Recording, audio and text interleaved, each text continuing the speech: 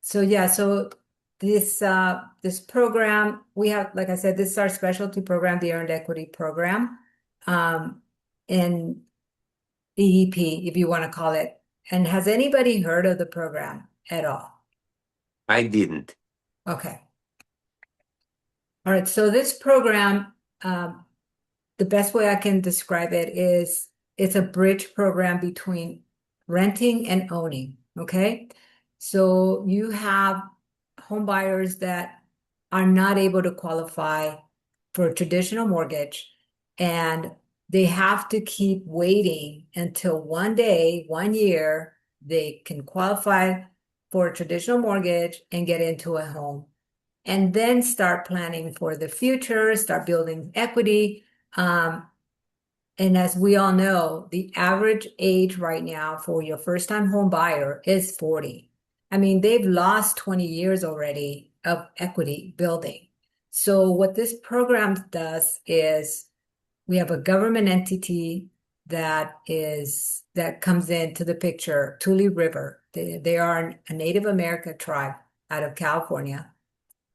And they have created this program to help home buyers start building equity, generational growth, build generational wealth, and that nest egg for the future for their families. So this program is set up that way. So let me then go ahead and jump into this. So um, this government entity comes into the picture and says, home buyer, you cannot qualify. You still have to fix your credit, your FICO, your DTI, your immigration status. Okay. So this program will allow you to get into a home that you're going to own the equity on the home.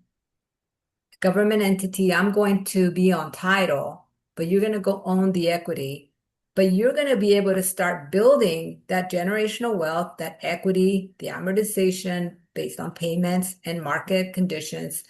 You will be able to start earning that while you still work on getting your credit, your FICO, your DTI, and wait for your immigration status to get resolved.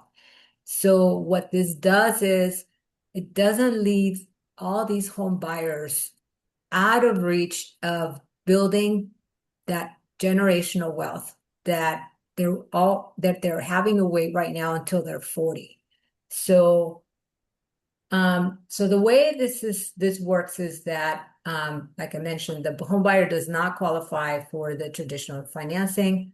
The home buyer then the government pre-qualifies a home buyer anyway. They're not going to go on the loan.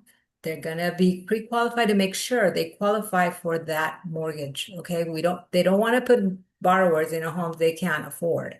So they get pre-qualified under FHA guidelines. Um, but this program provides several flexibilities. So the home buyer then finds a home, and then once they find a home, the government entity will then purchase that home um, for the home buyer. Okay. So the entity is going to go on title, but at the same time, the home buyer and the entity are going to go into a separate agreement where they're going to sign, and the government entity is saying, hey, here you own the rights to the equity of this home, and it's going to be recorded in title. So the government entity does not get clear title. That clouds title for the government entity, giving the home buyer assurance that they're not going to come in one day and sell the house from underneath them. So the government entity wants to give some assurance to the home buyer that that's not the purpose. They're not property managers. That's not what they want to do. Um, Once they sign that agreement, then they have, like I said, full rights, equity rights to the property, to live in the home and control the home. They can update the home, they can make improvements. Um, so there are Does the several, buyer buy this future homeowners, do they have to come with any down payment? uh, well, yeah, so it's an FHA loan. 3.5% down payment, and we'll go over that in a minute here real quick. So just to give you the idea, we're gonna have several. This program is not your traditional,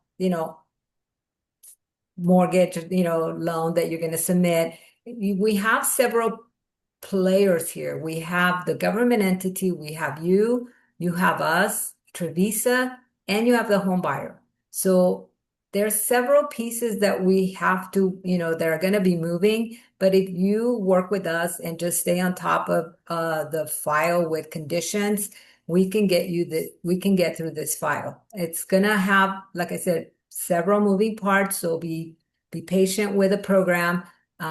We are closing loans with this program.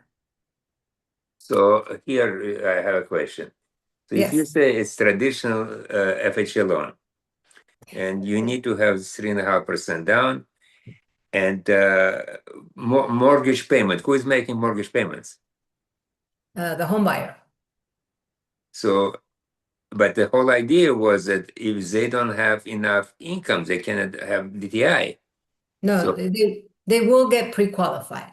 So that's what I was talking about. They're going to be so if they pre-qualified have 3.5% down, and they still have to use ratio to qualify, so why do they need this government entity?